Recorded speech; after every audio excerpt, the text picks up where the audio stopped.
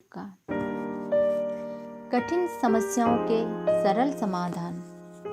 भूमि में उर्वरता की समुचित मात्रा हो तो उस पर खेत, उद्यान आदि की विविध सुषमा हरितिमा उगाई जा सकती है। यदि वह ऊसर हो, नमक उगलती हो, फिर घास का एक तिनका तक जमने वाला नहीं है। भूमि में संबंधित कोई भी संपदा उपार्जित करने के लिए भूमि का सही समतल होना आवश्यक है।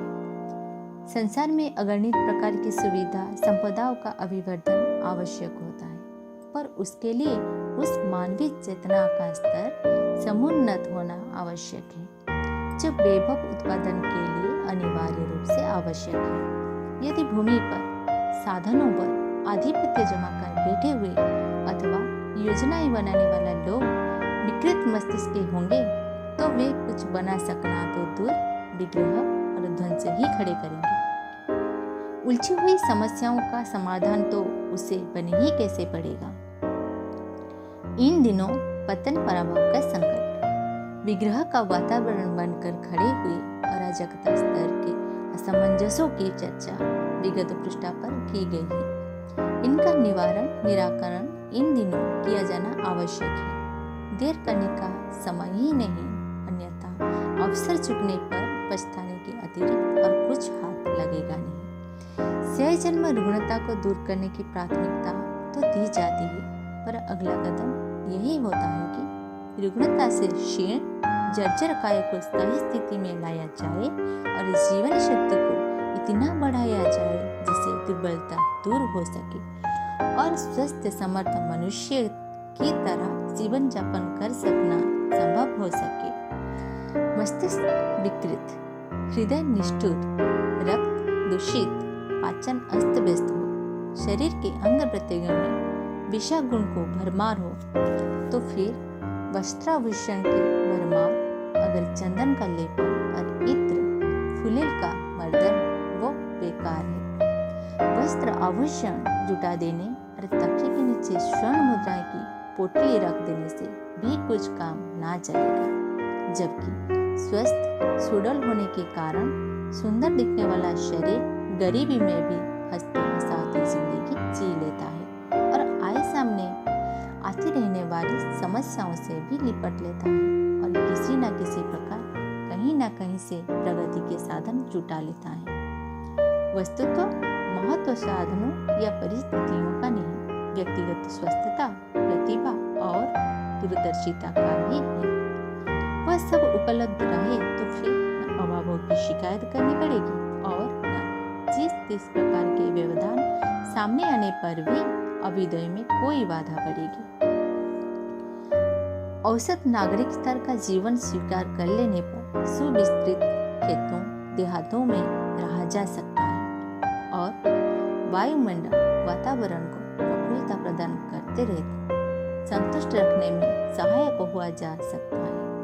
प्राचीन काल की सुसंस्कृत पीढ़ी इसी प्रकार रहती थी और मात्र हाथों के सहारे बन पड़ने वाला श्रम से जीवन यापन के सभी आवश्यक साधन सरलता पूर्वक जुटा लेती थी।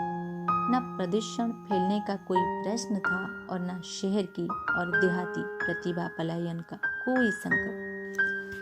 न देहात दरिद्र सुनसान पिछड़े रहते थे और न शहर गंदगी घींच पीच असामाजिकता के केंद्र बनते थे। आज भी उस पुरातन रीति को अपनाया जा सके तो जिन समस्याओं के कारण सर्वत्र त्राही त्राही मची हुई है उसे उभरने के कारण शेष न रहे। सादा जीवन उच्च विचार का सिद्धांत अपनाने ही प्रस्तुत असंख्य समस्याओं में से एक के भी पैर न टिक सकेंगे। अपराधों की भरमार भी क्यों ना कहूँ, जब हर व्यक्ति ईमानदारी, समझदारी और बहादुरी की नीति अपनाकर श्रमशीलता, सभ्यता और सुसंस्कारिता को व्यवहारिक जीवन में स्थान देने लगेगा तो देखते देखते समस्याओं के रूप में छाया अंधकार मिटता चला जाएगा। गुजर के लायक इतने साधन इस संसार में मौजूद हैं कि हर शरीर को रोटी, हर तन को कपड़ा, हर सिर को छाया और हर हाथ को काम मिल सके। तब गरीबी अमीर की विषमता भी क्यों रहेगी? जाति लिंग के नाम पर पनपने वाली विषमता का अनीतिमूलक और दुखदायी प्रचलन भी क्यों रहेगी? मनुष्य स्नेह और सहयोग पूर्वक रहने के लिए पैदा हुआ है, लड़ने मरने और त्रास देने के लिए नहीं। यदि आपाधापी ना मचे तो फिर एकता और समता में बाधा उत्पन्न करने वाली असंख्य कठिनाइयों में से एक का भी कहीं अस्तित्व दृष्टिगोचर ना हो। ये प्रयोजन में जो संपदा, शक्ति, प्रतिभा का नियोजन हो रहा है, उन सबको यदि बचाया जा सके और उन समुचित साधनों को नव सृजन के प्रयोजन में लगाया जा सके, तो समझना चाहिए कि 21वीं सदी के उज्जवल भविष्य के संबंध में जो कल्पनाएं की गई है, वह सभी 10 वर्ष के भीतर नए सिरे से नए ढांचे में ढलकर साकार हो जाएगी। बिजली का अतिशय उत्पादन के लिए अब गौण ईंधन को व्यवहार में लाया जाने, इसकी बढ़ोतरी चल पड़े तो आणविक राख एवं विकिरण का एक नया महोदय पैदा हो जाएगा, जिसे जान बचाना मुश्किल पड़ेगा। इसका विकल्प एक ही हो सकता है कि स्थानीय साधनों से छोटे बिजली घर जनरेटर स्तर के बनाया जाए और उसके उत्पादन से एक हो हॉर्स पावर से चलने वाले छोटे कुटीर उद्योग लगाकर उसे संयुक्त सम्मिश्रण से आधुनिक आवश्यकताओं की पूर्ति की जाए। इसी प्रकार के उत्पादन का उपयोग करने के लिए हर उपभोक्ता को सहमत किया जाए। शासन तंत्र प्राय ऐसी खर्चीली और कर्तव्य विमुख नौकरशाही के आधार पर चल रहे हैं, जिससे कर्मचारी मालिकों के भी मालिक बनकर रह रहे हैं। इसी दशा में जन कल्याण की वास्तविक व्यवस्था बन पड़ने की आशा तो एक प्रकार से अत्यंत ही क्षीण स्तर की रह जाती है। होना यह चाहिए कि सहकारिता के आधार पर विकेंद्रीकृत शासन एवं सेवा भावना के आधार पर समूची व्यवस्था का संचालन हो। ऐसा शासन ही आदर्श हो सकता है। उसी के माध्यम से भौतिक एवं आत्मिक प्रगति का समग्र प्रयोजन होना पूरा हो सकता है। समाज के सामने असंख्य विकृतियों और व्यक्ति के सामने असंख्य समस्याओं के अंबार खड़े हैं।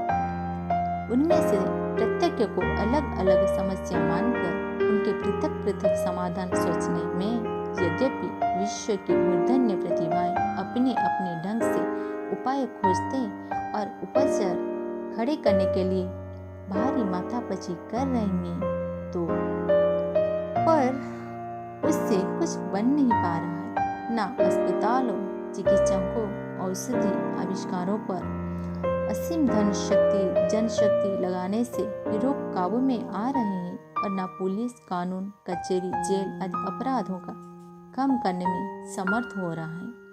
गरीबी हटाओ का नारा तो बहुत आकर्षक है, पर वस्तुतः अचिंत्य चिंतन, दुर्व्यसनों आदि के रहते बैंकों के भारी कर्जा और ढेरों अनुदान बांटने पर भी समस्या का वास्तविक हल हाथ नहीं लग रहा है। अगले दिनों जनमानस यह देखकर रहेगा कि अगणित समस्याएं उत्पन्न कहाँ से होती हैं। उस रानी मक्खी को खोजता है जो आए दिन असंख्य अंडे बच्चे जन्म लेती है और जिसकी भरण पोषण में छत्तों की समस्त मधुमक्खियों के लगे रहने पर भी समस्याएं जहाँ की तहाँ बनी रहती हैं।